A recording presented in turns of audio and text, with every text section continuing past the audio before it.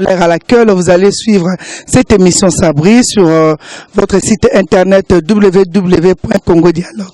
Bongo balandi na biso nyoso balandaka biso bongo na bokasi ya boss na biso Francine Ngembe oyo azali bongo na Belgique apesa mino opportunité ya kolandaka biso bongo na nakana ye ya site na ye internet Congo Dialogue.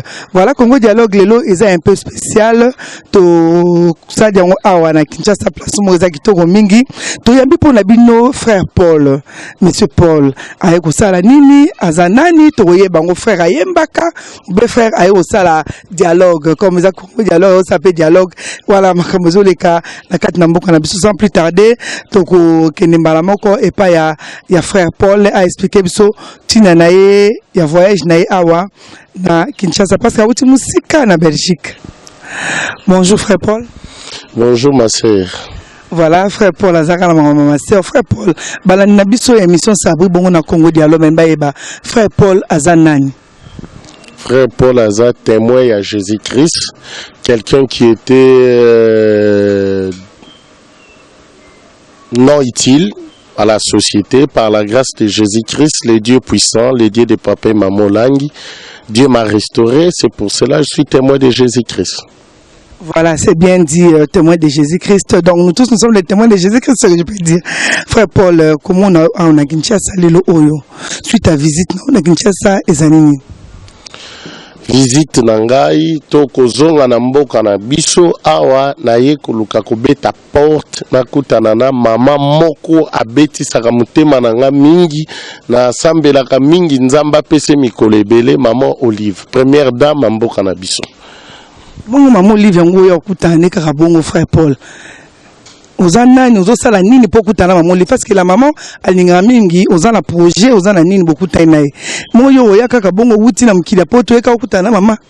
Yo ndo zi occasion komona nga cette fois-ci mais na yaka mingi na kotaka na luka ba porte nyonso pona mona ye na mona kete yango wana Saint-Esprit pusenga na leka na télé pour message comme pas na ye. Voilà, monsieur Paul, tu as bien dit message comme pas na bon monsieur Paul na Belgique kuna musala nini osala. Naza PDG à groupe chrétien Ereka. PDG groupe chrétien Ereka. PDG ndenge bele parce que ngapena PDG pa na ndako. Zini kumbi pa PDG pa na MLP doko la PDG pa na ndako. PDG na ndenge nini entreprise nini osala nini? Entreprise nanga eza supermarché. Mais na kati entreprise nangai eza na branche na ba mission nzamba pesanga na sala.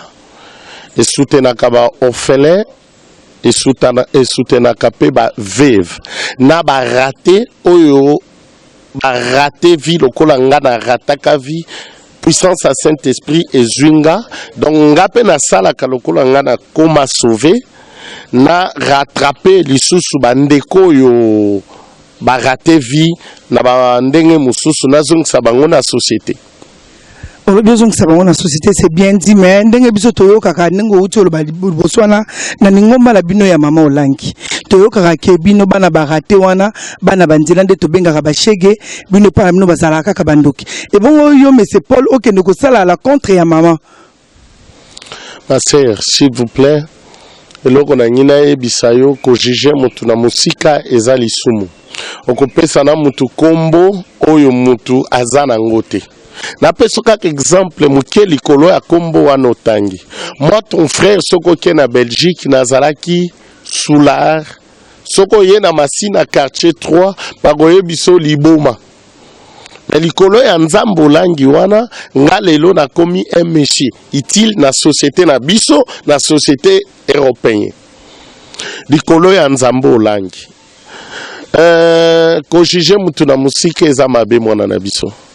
Na ye biso eloko moko ya mukuse Maman Langi abokolaka batu na ndaku na ye oyo ayebi mboka bauti te ayebi ekolo te plus de 100 personnes chaque jour bazolia bazomela azotuna to uti wapi nga ton frère na uti na Belgique naza nourri naza véhiculé naza nyonso c'est Maman Langi qui fait ça. Mais nous le maman qui a fait ça, nous le qui est awa suite à Asbel Moko ou Talakaba orphelin, na ba veuve ou encadre Rabango. Et alors maman langa tala état spirituel. Est-ce que yo zwakata en tala état spirituel à bana oyo zo linga disons oyo encadre déjà na ba veuve wana. Pour un état spirituel de babi état d'âme. Ma sœur, nazolinga ko répondre yo mingi po oyeba mama wana azana ni mamolangi wana. Ngana lobi frère Paul sikoyo. To continue frère Paul lobi ozana Asbel Moko awana Kinshasa no. Oyo kipaka voilà oyo kipaka ba orphelin na ba enfant délaissé. On a lobi frère Paul. Est-ce que ozoka temps ya kotala bana wana na spiritualité parce que pas maman état d'âme le ba mingi. Maman bayebaka kutumba mbisi to kosala mbisi likaya busoko bimisi na mai soko na mbisi azana mai okotia likaya bubi okoitaye ubi okolambe ya mubeso mutu nyonso azana besoin ya kubika bateyaka mutu Jésus Christ wa approcher l'era ye kati na yondo bandiko lakse makambo ya molimo. Du coup, comme ça, mutokutene na nzelo komo luko yeba ye aza molimo azando kituse esimbate. Frère Paul okoya na Kinshasa olobi orphelinat eza orphelinat société. Naza na orphelinat naza na capacité pe ya kosunga ba veve na barate. Donc na ye awa na Kinshasa parce que nga na sala yanga na quantité za la lokola ONG yanga eza société. Alors na société na nga eza espering. Naza na besoin sikoye ya kobanda misala na ngona mboka na biso. Alors na ndenge komi international eza kosenga makoki ekomela nga ndenge mususu po admettons so ba edenga liboso na bando okende kosenga ba saoudien ba aide soko bake ko edenga admettons ba machine ya kosala école ya menuiserie ya cordonnerie ya peut-être ya misale eza ebele bakoki koretrape bato nango collaborer mabele tout ça soko bapesi nga ba machine na ochango na maswa na obimisango comment. Mais frère Paul le besoin PDG quand on dit PDG c'est que tu as tous les moyens cause à la PDG eza pour la grâce de Dieu. Mais ça, domaine na domaine, eza na ba capacité ba nini. Na poto na zala na ndenge na sala makambo nanga. Na ozwa crédit na osala makambo eza na niveau oyo. Awa siko na nina ya na mboka na biso. Na mboka na biso eza pe na makonzio ya mboka na biso ifo na yebisa bango likambo na nina sala ba pesa nganzela. Voilà, frère Paul a bien dit, donc ma cantine Ezali, akutana bakonzamboka surtout maman Olive, akutana maman Olive parce que azana ba matériel on a Kinshasa. Mais comment la mener les kamuna douane? Comment kokota on a Kinshasa? Et voilà, frère Paul, il y a one les cantine Ezali wana. Frère Paul, bana oyo zana ba bazana nombre ya combien? Surtout royeba déjà. Parce que bana baza déjà. Nazonga moi sima. Na yebi naza congolais 100%. Même na poto na changé nationalité te po naza congolais na linga kozala congolais. Na yebi soko émission leki na mato ya bato bayoki ka akombo mama Olive aneni yaka ekola na mama Olive. Peuple congolais na banda ko luka batu nyonso. Liboso na banda ko luka ka ba chrétien na bando benga ka ba chrétien. Mais na moni message amour ezaka dire po mutazwango. Soko nazo bwaka mbeka nanga direct na mama Olive po makambo ya sala keza makambo nzamba pesa ngana sala. Nakenda na masina na yaki awa na décembre nakenda ki famille na nga naza mona masina grandi a masina. Na mona mama Olive aye ko pesa ba orphelin ya masina na ba pauvre ya masina biloko tandis que ezelo mona linga na salango mais ba capacité na nga na ekoma wana te.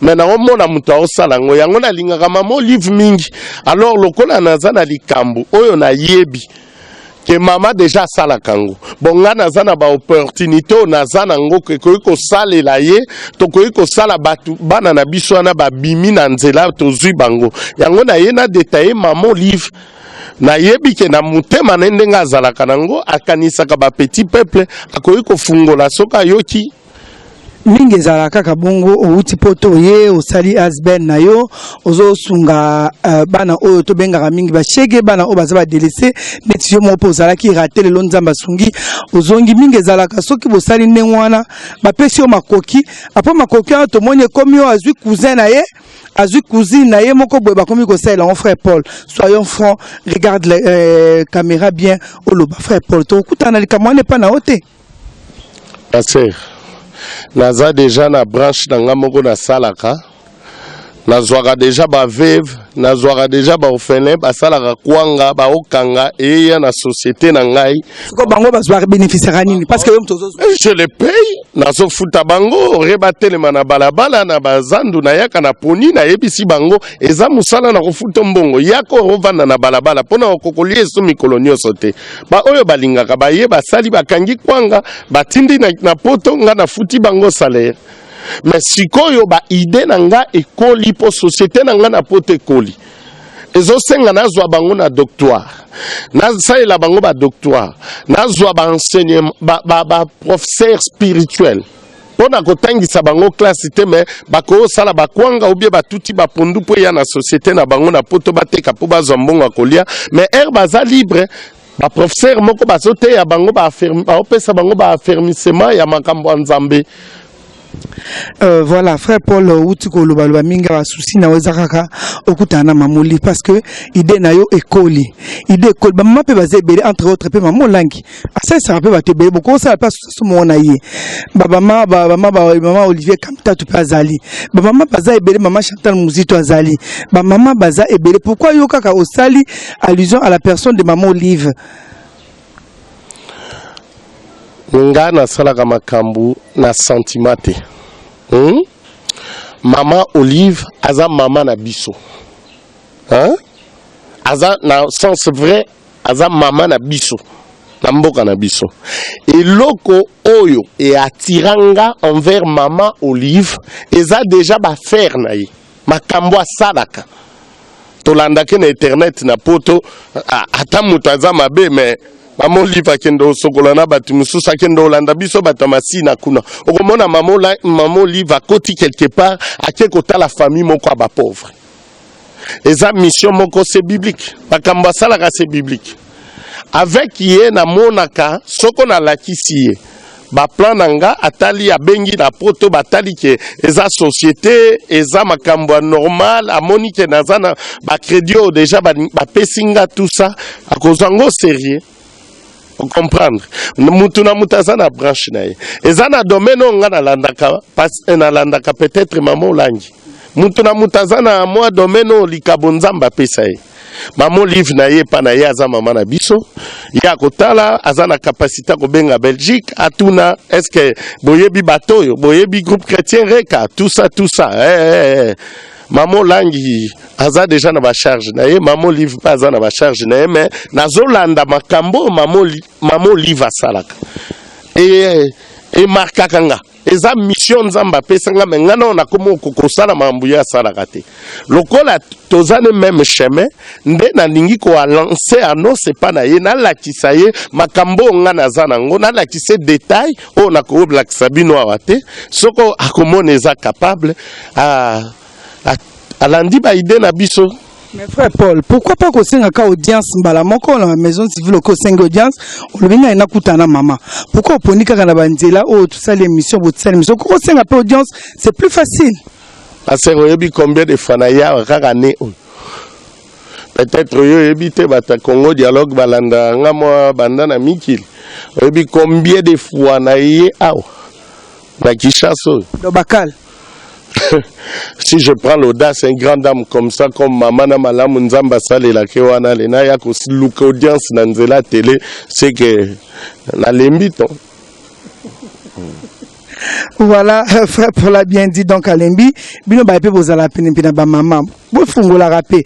Voilà, par là, je vais dire un grand bonjour au salon Kitoko de Sarah Koulapa, qui est disons, qui est à Paris. Il fait la coiffure en domicile. Je fais aussi des gros bisous à Yanota, maman pasteur na kati à Londres. Frère Paul, bongo siko ndengo lobi, orphelinat no wana eza na masina. Na sala nyonso oyo basalaka mosusu naloba te s'il vous plaît, mais na sala oyo basalaka na bimisa oyo mwandambu nazalaka nango na bon rendez-vous combien au somba bon za télé hein, mais na yebisio oyo na sala pona mona maman oyebite bon les restes Saint-Esprit ebisinga maintenant tu vas passer par la télé. Voilà, par la télé, maman parle biso mingi, amona bongo mbela na yo. Lelo so que opportunité zo mi beaucoup taina mama. Ekozana no sengo mingi ponanga. Deuxièmement nzambe ya kopambwama. Troisièmement ekozala pona ouverture même na yo journaliste. Pona zana makamsu na ko loba wate. Na pesaka flèche mkie. Hein? Ya muke kaka tozala bilango ebele ya ndenge na ndenge bilango tolona nazwela bino kaka biloka likolo pondo toliaka kwango omonaka so tolokoti bana na biso toza na ville awo ata 400 baotuta pondo apamba eya na compte a maison na bango nga na sala na mbongo na ngamoko na Bruxelles likolo pondu bana na ba bandolata balongwe pe na balabala na ofutela bango pe babani misuba komoza ba formation ya ko sala couture ba misuba komoza ba formation ya mécanique kana mbongo pondu o tozana ngwa waneza ba petit flash pona olakiso kokuta na mama baleki na biso nga naza enfant raté naza restauré pona ndimi yeso langi enfant raté mamso okele ba parent ayokela ba parent enfant raté soko na keno na domaine wana et ce sont des choses à monde spirituel nga na tanga na école nyoso kitoko eza na capitale ya Kinshasa abani naza première promotion ya Masamba première promotion ya Sonabata Kinzambi mais so ba yibio mayele na mulili alotika lipelo rola zoba ale mutayebi otale bio papa na sala kite papa ko sala memo so ba miyibi ya butu ba yibi mayele oyo ba e ko zong selwango na âge ya 29 ans et comme trop tard. Voilà frère Paul, pourquoi ozo lingaka kozwa bana oyo baza ya balabala ko lukate ba jeune pe bazé belé na Kinshasa. Ba jeune bazé belé na Kinshasa ba sisi ba grand nom ba benga bango Karim Yonduka ba grand nom o ba sisi wana oluki bango ba e ba sali ba misala wana yo ozo petaka sete na bana wana po mbongo ko bimo pesa ba compte à rendre te o bendenge ni. Est-ce que ngana ego senga mbongo?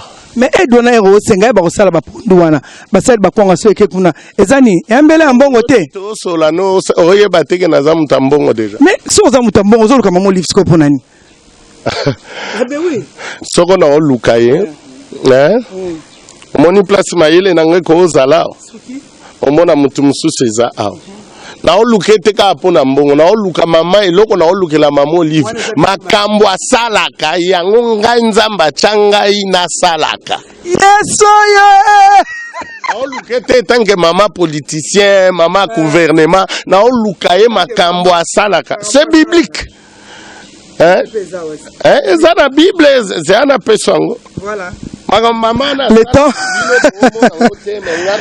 temps frère Paul azoluka ba verset wana po batebele ba sala ngo ba nini donc par là je dis je vais un peu parler de la sortie officielle des As des médias. Les As des médias c'est pour ce 27 février 2016, ça sera au Palm Beach. Les As des médias c'est une plateforme autoza ko combattre banti valeur non à niveau na télé puis à niveau na biso internet donc yango wana to créer les As des médias. Les As des médias les ont regroupé car femmes parce que les hommes apparemment des hommes apparemment scandalisent rapidement. C'est nous les femmes qui scandalisons na télé na partout. Donc déontologie tous autres bima pena li banda déontologie. Et on a bongo tout ça les as des médias. Oh non ça monika koko les as des médias donc abenga na numéro eza na ba ya ba télé na bisno ya ba internet na bino bondo tala. Voilà on a frère Paul azo luka yango le temps luka mais okoki ko peut ça pour faire combien?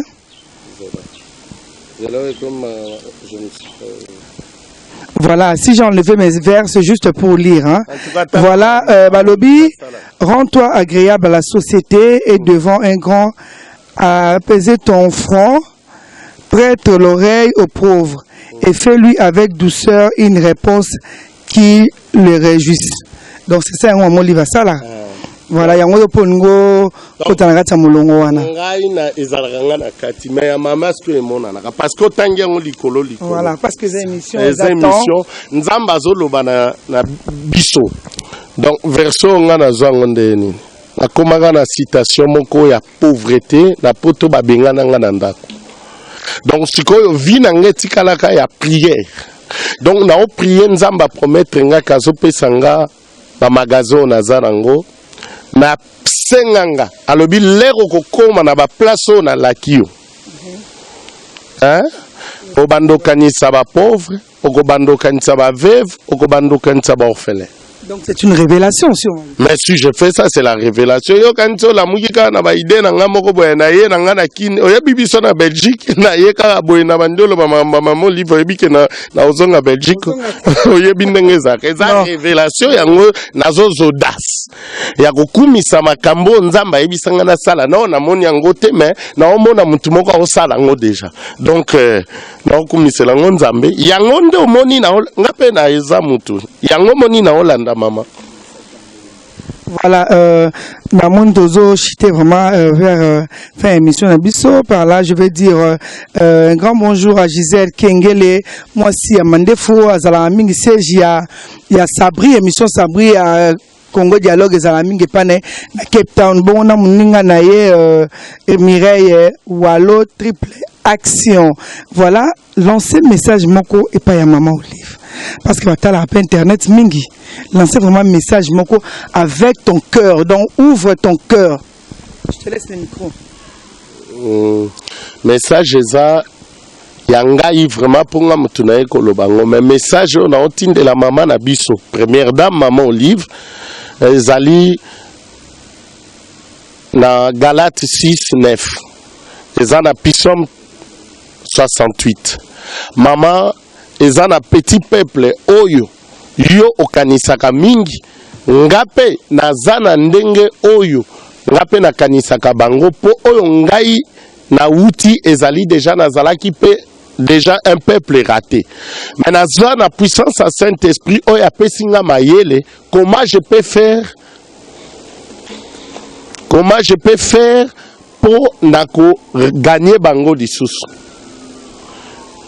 yango na ye oyo eza télévision moyena se dévoiler nyonso eza te naza na ndenge oyo na yeli na solola na yo totala ndenge nini soko na mayele nzamba pesa yo okoki ko examiner ba idée nanga soko eza malamu to meka ko bongisela ngo ba petit peuple na yo oyo bakoma libanda tantôt na nzela ba famille tantôt na nzela ko kufela ba parents tantôt na nzela ba condition ya mobulu elekaki tout ça tokoki ko rattraper bango et puis to pesi bango utilité na kati ya société na biso vu na mboka na biso Congo. Voilà, c'est bien dit. Société na Belgique, comment on a société na Belgique, comme on a un groupe de chrétiens Ereka. Donc vous êtes pasteur vous-même? Je ne suis pas pasteur, mais je pars partout pour témoigner Jésus-Christ à Salelanga. Je n'ai pas beaucoup étudié, mais j'écris à sa puissance. Aujourd'hui, je suis PDG. C'est pour cela. Voilà, PDG Paul, c'est bien dit, voilà. Nous sommes juste arrivés à la fin de cette émission. Vous allez voir Frère Paul passer dans de différentes chaînes ici à Kinshasa, parce que aye vraiment de koluka à Salam, Musala naye, aye de balubaka, aye ko enjoy te, aye vraiment Musala naye à Salango. Voilà, par là je dis merci à Zini, mon réalisateur, le cordon de Kinshasa, Zini Kumbi, et à ML qui est là, et à Gianni qui nous a assisté ainsi à ma consoeur Karime Yunduka. Voilà, je dis merci, un grand merci à M. Chico Deolo. Moi, j'aime bien l'appeler comme ça. Deolo avec bébé Sarah. C'est bébé Sarah, la fille de ma cousine. Voilà, bonjour à toi, bébé Sarah. Et Alpha Mbedi, bon, on a Kati, il y a Paris. Bon, on a Robo Sanate, Tantine Madon. On a bien Tantine Madon. C'est la patronne de cette chaîne, la patronne de cette site, Madame Francine Ngembe. Toujours confiance. Yakole Kabongo Liboso Nabino. Félicitations au Léopard, félicitations au coach Ibenge qui honorera prochainement dans notre émission Sabri. Par là, je vais laisser à monsieur Paul et à frère Paul de faire quand même ses dédicaces parce que cette émission passe pratiquement dans le monde entier. naza na temps mbote te mais nazoloba kaka na ba pasteur oyo ba soutenaka groupe chrétien Reka. En tout cas, c'est le moment ya kobanda ba prière parce que naza na Kinshasa na ye vraiment nazo tenir tout oyo na mona mama Olive. Alors Nanzoto, c'est autre chose. L'appel est lancé physiquement, mais binosko bobenga yepe na monde spirituel. Donc mes pasteurs ba soutenakanga na Bruxelles, ba oyo ba soutenaka maison groupe chrétien Reka, pasteur Théophile Mangembo, pasteur Jean-Willy ya Kinshasa, ba pasteur nyonso na boyi ko souté ba kombo na bino, mais bo l'équipe belé groupe chrétien bo bandasko prière parce que maman Olive fa yamba biso po makambu et kende liboso. Merci. Par là, on va se lever, non, pour quand même se dire au revoir pour l'émission. C'est pas au revoir pour du bon, hein. C'est au revoir pour l'émission, voilà. Par le Seigneur, on dit, non? Que Dieu bénisse. Merci. Oyako sala musala nzambe, lokola déjà oye, donc kozonga neza protéger na ba anjo baba bomba ka groupe chrétien Reka. Amen. Ni soko le yambinga vraiment na qualité musala ya nzambe, ata lelo déjà na vino mona moi changement. Amen. Amen. Voilà. Bye bye. Bye. À la prochaine pour une autre émission de Sabri. Bisous à toi, mon fils Sabri, parce que cette émission, c'est le nom de mon fils. Bye bye. Sa formation, il y a kitoko na bana, na biso ba congolais, et tikali parmi le 10 premiers, il y a école à kitoko. Mais école yo soko tali, ba congolais mutu bazo salao. Ekolo yo soko tali bana na biso mutu bazozwa ba formation awa. Mais source nango eza ba Suissaire. Mutu bakipaka lokola base ya ekolo. Nazwi yango lokola exemple. Que biso pe biso moko tokomi na capacité tokoki ko créer ba biloko ya boye na mboka na biso. Pour la plupart des gens qui sont ici, les professeurs sont congolais. La plupart des gens sont congolais. Mais base na bango, bato basunga kabango makasi za ba Suissaire. Mais pourquoi pas?